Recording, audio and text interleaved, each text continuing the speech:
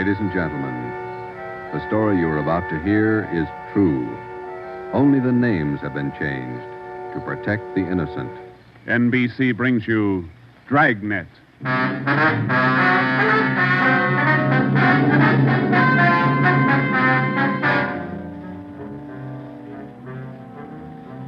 You're a detective sergeant. You're assigned to homicide detail. A gang of quick-trigger gunmen have moved in on your city. They've given public notice that they'll kill the first cop who tries to take them. You know the risks. Your job, apprehend the suspects. Dragnet, the documented drama of an actual crime, investigated and solved by the men who unrelentingly stand watch on the security of your home, your family, and your life. For the next 30 minutes, in cooperation with the Los Angeles Police Department, you will travel step by step on the side of the law through an actual case, from beginning to end, from crime to punishment. Dragnet is the story of your police force in action.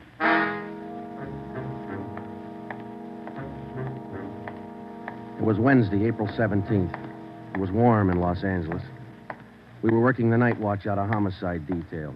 The boss is Ed Backstrand, chief of detectives. My partner's Ben Romero. My name's Friday.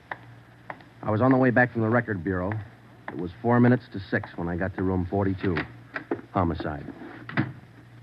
Say, Ben, I pulled the package on the Raymond killing. And that proves you can still read, Friday. He said it, Joe. Your pal, Fred Lindsay. Hiya, Fred. What's doing? Busier than you are. We know what we're looking for. Just having a little trouble finding them. That's the way it is with automobiles. They misplace so easy. Not normally, they don't. We got a small-size epidemic on our hands. Well, don't let us keep you, Fred. Just ducked in here for a breath of calm air and to invite you to dinner for the last time. The wife and I are still waiting for the first time. How about it, Joe? Ruth's got a new pressure cooker. Your sister-in-law visiting you again, huh? No, on the level. Not selling a thing. Come on. Who is it this time? My cousin. But she's awfully pretty, Joe. Oh, why do you guys insist on trying to marry me off? Me and Fred went down fighting, but it kind of grows on you after a while. Now, tell me, what is it about a married man? Just can't stand to see one single man left in the world. How about it, Joe? Tomorrow night at 7, okay? Okay, tell Ruth I'll be there. It figures that he's got to run out of kinfolks pretty soon. Fine, we'll be expecting you. Got a stakeout tonight, but tomorrow I'll be clear. Anything big? Nothing definite, Ben. Just to follow up on those stolen cars. See you, men. So long, Lindsay. Joe, you'll like my cousin. Oh, never say die. What a character. You just catnipped women, Joe. Yeah. Well, here's that Raymond package. Let's check those dates that Backstrand wanted, huh? Wednesday, April 17th was just routine. A dinner date I tried to get out of, some paperwork that the chief wanted done, and a hot, sticky day. Too hot to wear a suit of clothes. Sometimes it's like that. A day starts out being routine. By the time it comes of age, it's got a personality all its own.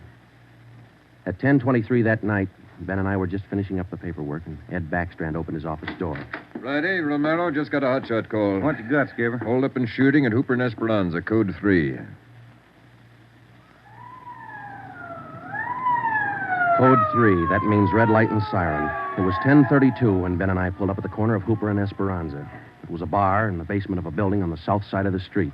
A radio car was there, and the two officers were holding the crowd back. A man was talking to one of the officers who turned and pointed to us. As Ben and I got out of our car, the man hurried over to us. You're the detectives? That's right, Sergeant Friday. My name's Cummings, R.L. Cummings. I own the bar. This is terrible. There was a gunfight downstairs. Uh-huh, come on. Where's the ambulance? One of the officers in the radio car said we needed the coroner. Did you see the actual shooting? No, I didn't. Here's the fellow that was shot. Oh, there's Jones from the crime lab. Hello, Friday. Romero. Hi, Lee. What do we got here? Pretty bad. Looks like a shotgun. Close range. He really got in the way of it. Ben. Yeah. It's Fred Lindsay. Motor theft. He was on a stakeout, Lee. Tell us about it, Mr. Cummings. You know this fellow, Sergeant? Yeah, we know him. What happened? We had a holdup tonight. 3 men. Yes, go on. Well, business was good, real good. We had a large crowd, and I was happy about that because I've been trying to sell out for a long time now. I've been showing the place to different parties all week long. I had a fellow coming over tonight to take a look at it. What time was that? Oh, a little less than an hour ago, about 9:30. I see. Go ahead. It was almost time for this man to show up, so I called Eddie, that's my bartender, and I told him to kind of keep a lookout for the man because I was going back to the office to get the books ready to show. You know how it is when you want to sell a business.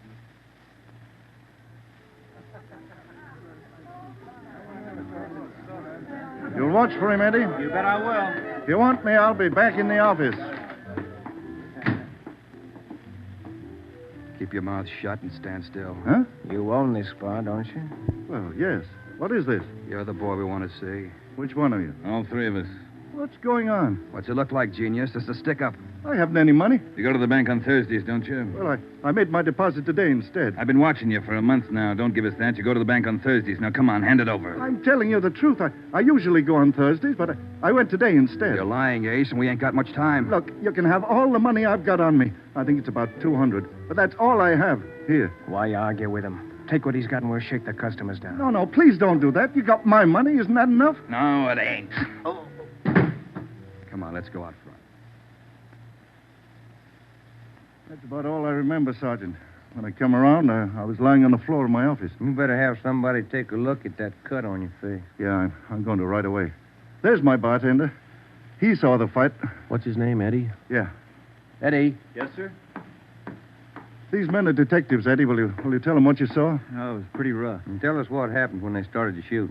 That fellow the coroner just took out of here sure was long on nerve. Took on all three of them single-handed. Uh-huh. Tell us what you saw. You ought to get that fellow's name. Sure had a lot of nerve. Took over just like he was a cop. He was a cop. Now, what did you see? I pegged him for a cop. Well, he was sitting up at the bar. Been nursing a bottle of beer for about an hour. I was keeping an eye on the front door, watching for this fellow the boss wanted to see.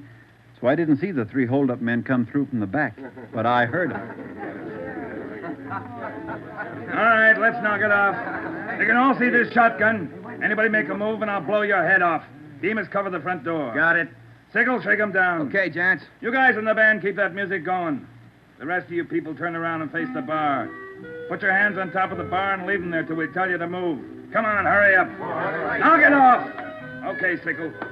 We'll take your money, your watches, anything else you got. Now, don't try to be cute and hold out. All right, you, take off the watch. I'll get your billfold. You, lady, let's have the ring. This Come man on, they give me the called pocket Sickle watch. went right down the line. Took everything he could lay his hands on. This cop, your friend, was facing me at the far end of the bar. He was standing there just like the others. He kind of leaned toward me a little. Can you see the guy with the shotgun? Yeah, Where is he? center of the room. The other guy still at the door? Yeah, Got his gun out? holding it in his right hand. How far down the line is the other guy? About 10 people away. Hey, you two down at the end there. Knock it off. Hurry up, Sickle. Doing the best I can. Come on, let's have the purse, lady. You, next to the lady here, get the watch off. I'll take this wallet over. How far away now? He's getting closer. But we better shut up like he says. I'm going to take the one with the shotgun Oh, first. he'll blow you to pieces. I got a gun. How far away is that guy now? I thought Jans told you two to shut up. All right, Sickle, try to move and I'll break your back. Let me go. Go ahead and shoot, Jans. Stay away from him, Sickle. All you people at the bar, down on the floor. Okay, you with that shotgun, drop it. Bemis, can you get a shot at him? Not without hitting Sickle. Come on, you, I'm waiting. You got us all wrong, boy. We like Sickle, but not that much. The cop was holding Sickle as a shield. When the big guy let go of the shotgun, both the cop and Sickle ducked. The cop didn't get hit. But this man Sickle fell over on his face, grabbed at his arm. The man with the shotgun went down on one knee, holding his stomach. The man at the door took a shot at the cop, but he missed. Then the cop fired 3 shots at the man by the door. Looked like the first 2 missed, but the last one caught the man in the leg and he went down.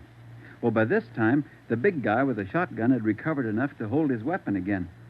I tried to warn the cop. Look out! The guy with the shotgun! I see him. The cop pointed his gun and pulled the trigger, but he was out of shells. Boy, Sergeant, my stomach knotted up when I heard that hammer fall against those empty chambers. The cop threw his gun at the guy with the shotgun and then ran right at him.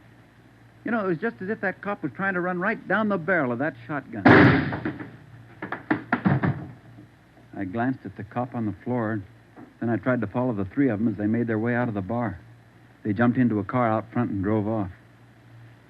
As a kid, I used to watch Bill Hart take on a whole gang in the movies, but this way, right in front of my eyes, Sergeant, he was an awful brave guy. Did you get the license number to their car? No, I didn't. I couldn't see very well. You got a pretty good look at all three of the men, though, didn't you? I believe I'd recognize any of them. Thanks, Eddie. What's your last name? Bowers. Eddie Bowers. Got that, Ben? Yeah. You'll be hearing from us, Eddie. We may want you to look at some pictures for us. Glad to help any way I can, Sergeant. I hope you get the men that shot this cop. You're sure going to try, aren't you? Yeah, Eddie. We're sure going to try.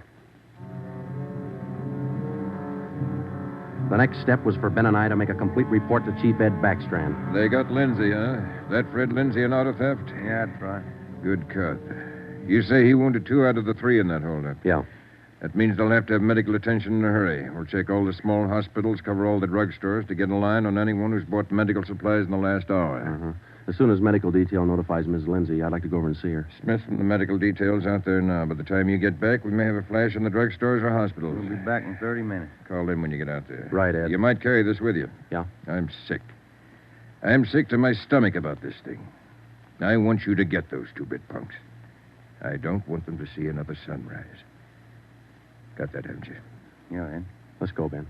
Chandler? Yes, sir. Put out an APB. Have communications broadcast the descriptions of these suspects every 30 minutes until further notice. Get them to communications right away, sir.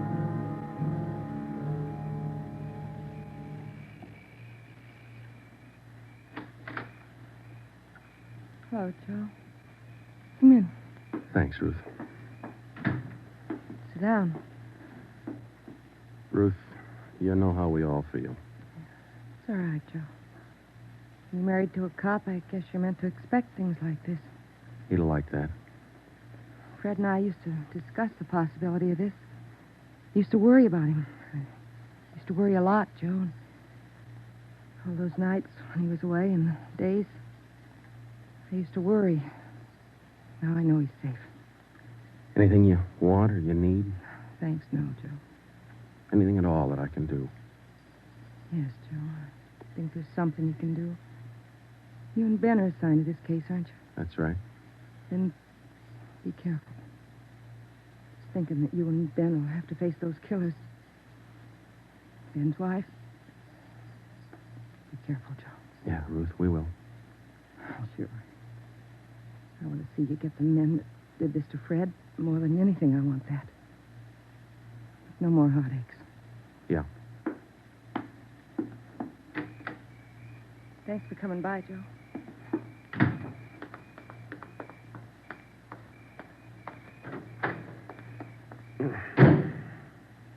How'd she take it, Joe?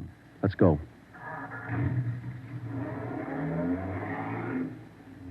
Joe, how'd she take it? You're married, Ben. You figure it. It was 11:30 when we got back to Central Division. As we walked into the squad room, Backstrand was waiting for us. Righty, we just got our first lead. We've located a druggist who said he sold some medical supplies to a man about 45 minutes ago. There's the address. Pretty close to the scene of the shooting. Hop out and see him right away. The Rex Pharmacy was exactly 14 blocks from the Red Feather Bar where the shooting took place. Rex Pharmacy was like your corner drugstore, complete with apothecary jars and shower curtains. The druggist was the same little man who's been prescribing sulfur and molasses since you were a kid in school. I'm just about ready to close. What can I do for you, gentlemen? We're from the police department. I've been halfway expecting you fellows. We got a report that you sold some medical supplies to a man about an hour ago. Yes, sir, that's right. It's like I was telling those other officers that were here a while ago. There was something funny about that little fellow. How you mean? Well, for one thing, he came in here sweating quite a bit. Of course, it's a warm night, but he seemed terribly nervous. Anybody with him? No, he was all by himself. What did he buy? Well, it wasn't so much what he bought, but how much. What do you mean? You know how most people buy iodine, a little 10-cent bottle. He bought a couple of pints. Then there was all that gauze and adhesive tape. Bought enough to repair a small army. Cotton, box of swabs. Then he asked me something that made me wonder. What was that? Asked me if I had something to probe with. That's just the way he said it. Something to probe with. I asked him, what do you want to probe for? What'd he say? Said a splinter. I told him a sewing needle would do the trick. He said, forget it, and then he paid me and walked out. Uh-huh. Could you describe the man? He was a small man, dark. Like I said, awful nervous. You think you could identify him? Oh, sure I could, if I ever saw him again. Well, did he leave on foot, or was there a car outside? Left in a cab, parked right out in front. Couldn't miss it. Did you happen to take down the license number? Well, no, I didn't. But I did jot down the taxicab number. Would that help? Taking down cab numbers isn't exactly in a druggist's line, but because he had the presence of mind to do that one small thing, we accomplished in 10 minutes what could have well taken as many weeks. Maybe with this small wedge, we could do what Backstrand wanted us to do. Get the killers before another sunrise. Well, it was close to midnight when we stepped into the drugstore phone booth. I called the cab company, got the night supervisor. I gave him the number of the cab, and he checked his location chart. Cab 375 was operating out of a stand at Wilshire and Greenhaven. He was the right driver, and he remembered the fare. Sure, I know who you mean. A little guy. Seemed in a big hurry. It was a long fare, though. I took him out to Inglewood. Wait till I check my log sheet. I'll give you the exact address.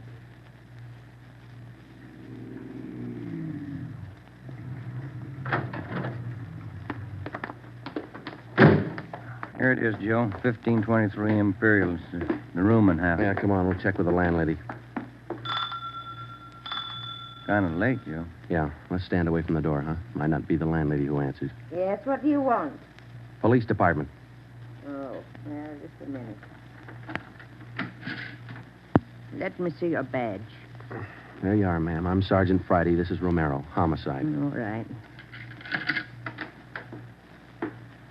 Now, what do you want? I run a good, clean rooming house It's here. not the house, lady. It's one of your tenants. Which one? That's what we want you to help us on. Look, do you men know what time it is? Come back here in the morning. Sorry, this can't wait till morning. Well, I'm not going to invite you in. We'll talk right here on the porch and keep your voices down. My tenants work during the day. Whatever you say, ma'am. Now, what is it you want to know? We're looking for a small, dark man. Well, I got 3 here. Could fit that description. No, he came in late tonight, about 45 minutes ago. I wouldn't know about that. I don't spy on my people. This is very important. You'll have to keep your voices down. Sorry. He's dark and he's small. Oh, I didn't just say he was dark. You must mean Mr. Tyndall. What's he done? What's his room number? He's in room 10, but I can't allow you to tramp up and down the stairs at this hour. You'll wake all my roomers. We'll be as quiet as he wants us to be. Now, what do you mean by that? Is there going to be trouble? I don't know, lady. Where do we find number 10? The end of the hall, last room on the right, and keep your voices down. If you'll just wait in your room, lady, we'll call you if we want you. Okay, here we are. If I keep the door clear, Ben, we might have trouble. Think they all in there? We'll know in a minute.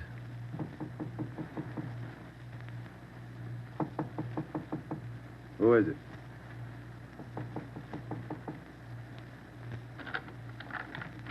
What do you want? Police department. I'll try this closet, Joe. What do you want with me? What are you looking for? Closet's empty. What'd you say your name was? Tyndall, Bob Tyndall. New name, but same face, huh, Joe? Yeah, how long you been out of jail, Tenny? My name ain't Tenney, it's Tyndall. Your name's not Tyndall, it's Sam Tenney. We sent you up on a robbery charge 4 years ago. Now, isn't that right, Tenny? No, it's not right. You got the wrong man. I never been in jail. Yes, you have, because we sent you there. Now, come on. Who'd you buy the medical supplies for? I don't know what you're talking about. Look, Tenny, it's a hot night and it's late, so let's cut out the smart talk, huh? Who'd you buy those medical supplies for? Tenny, look, you're a 2-time loser right now.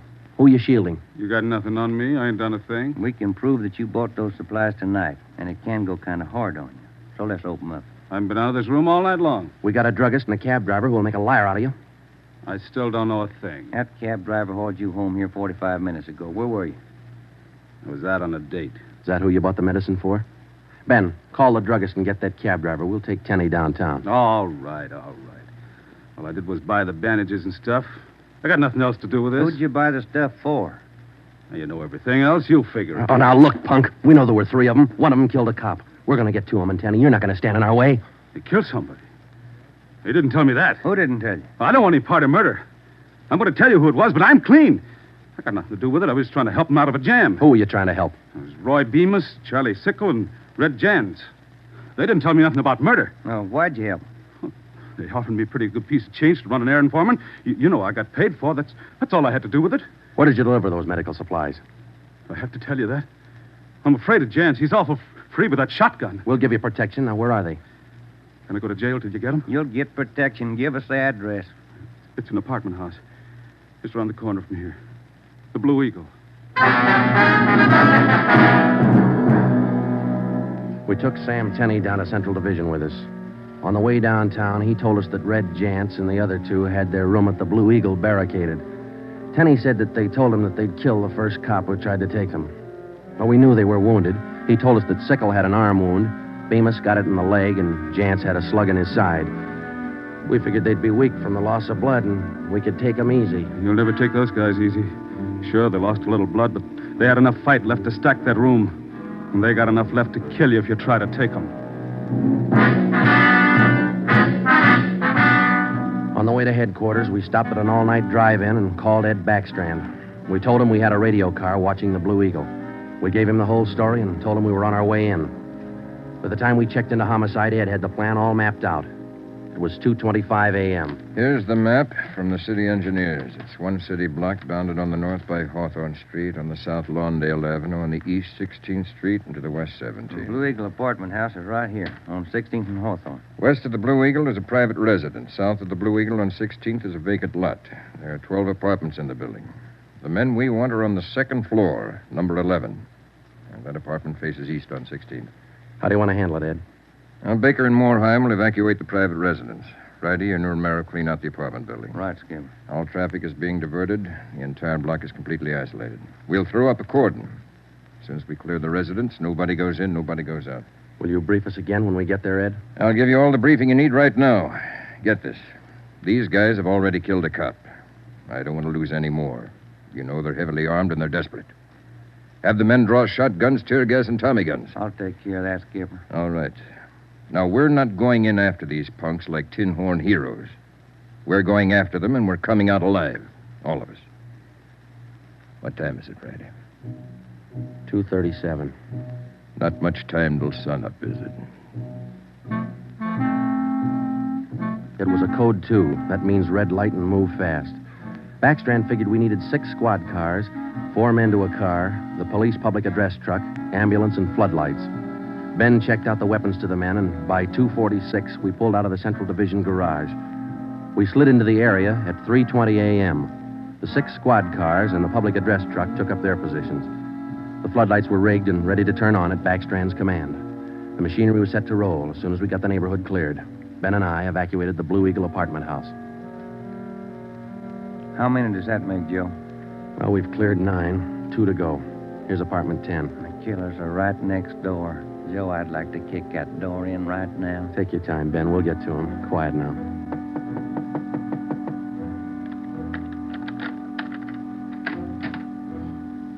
Yeah, what is it? Police department. May we come in? Yeah, of course.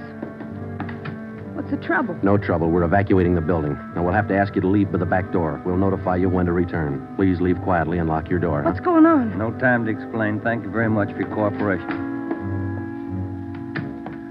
Okay, now, we'll skip 11 and go to 12. Yeah.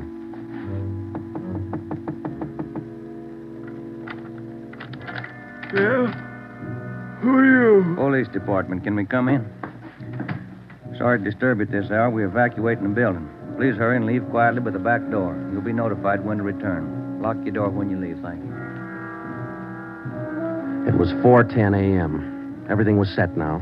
The neighborhood was completely cleared. The entire block was empty except for apartment 11 on the second floor of the Blue Eagle. I left Ben to watch the door of apartment 11. I went downstairs and across the street to join the rest of the men. It was Ed Backstrand's show from here on. That's it, Ed. All set.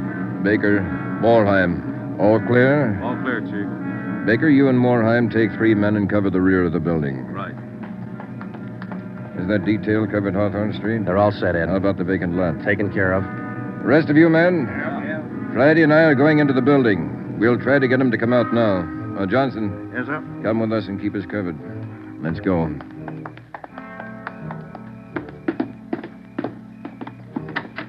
Apartment 11's up at the head of the stairs, Ed. Right. Any action, Romero? Not a thing, Skipper. Keep down, all of you. I'll try to get him out. Jantz, Bemis, Sickle, you're all alone. The building's clear. Come on out with your hands behind your head. Come on out, Jantz, or we'll come in and get you. You hear me? I hear you, Ed. Come on, let's get out to the street. Johnson, cover that door and be careful. Keep down. Right, Chief. Friday, Romero, come with me. We left Sergeant Johnson to watch the door, and we ran out into 16th Street and ducked down behind the police sound truck. The floodlights hit the side of the building. Backstrand grabbed the microphone. Giants, Bemis, Sigel. You've got 30 seconds to come down out of that room. Walk out backwards with your hands behind your head. Stay together. Don't fan out. 30 seconds, gents.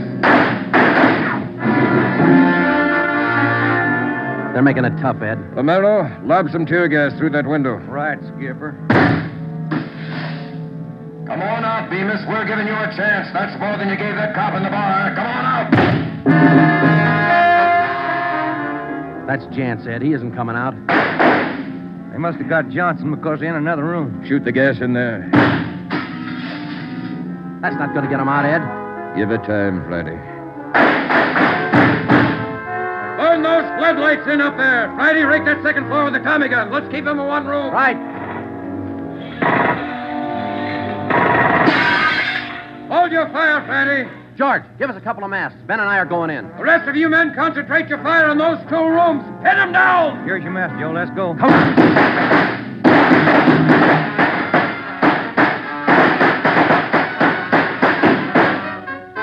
Put that mask on, Ben, and keep down. Yeah, wait a minute. Somebody coming down the inside stairs. Duck, Ben. He's got a gun. I got one, copper. Get out of my way. Stop it, you. You haven't got a chance. I'm coming through, copper. I think I stopped him, Joe. Can you see Johnson? No, it's too much gas in there. All right, you two up there. We got one of you. The other two, come on out. Joe, think we got him? I don't know. Can you see Johnson? No, Joe. It's still too thick in there. I'm going in, Ben. Cover me. Come on. We know there are two of you up there. Just one, copper. Throw your gun down the stairs ahead of you. Hurry up. Shotgun, Joe. Jance. I see him. I'll take him at the foot of the stairs. All right, I got my hands up. I found Johnson, Ben. All right, Jance, outside. Come on. Move. Put the handcuffs on him, Ben. I'll cover you. How's Johnson? I don't know. Ed, get the ambulance crew over here. Jance, who's this other guy we got? Bemis. How about Sickle? I said just one, didn't I, copper? Never mind the smart talk, Jance. Now just answer the question, huh? Sickle wanted out of it a long time ago, so I let him out. He's upstairs. I let him out the back way. Mean you shot him? He wanted out, didn't he? All right. We'll take him in. Johnson's in the ambulance. I'll see you in the office. Yeah. All right, Skipper.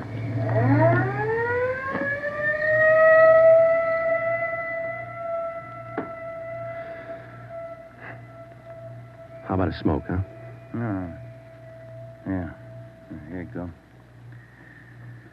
Backstrand said he didn't want those men to see another sunrise. Yeah. 5 minutes to 5, Joe. Sun ought to be up. Yeah. But look, Ben. It's cloudy. Guess we'll never know, huh?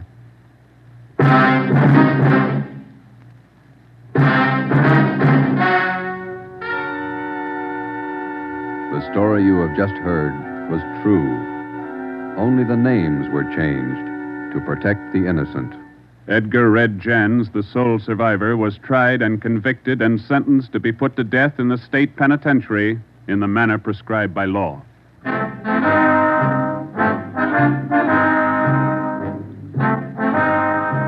You have just heard the fourth in a new series of authentic cases from official files. Technical advice for Dragnet comes from the office of C.B. Horrell, Chief of Police, Los Angeles Police Department. Tonight's program is dedicated to radio car patrolman Forrest E. Sawyer of the Denver, Colorado Police Department, who, on the evening of March 8, 1937, gave his life so that yours might be more secure.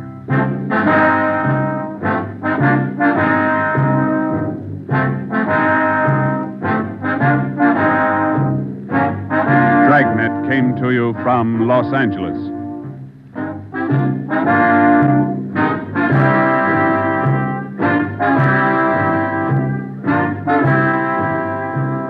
This is NBC, the national broadcasting company.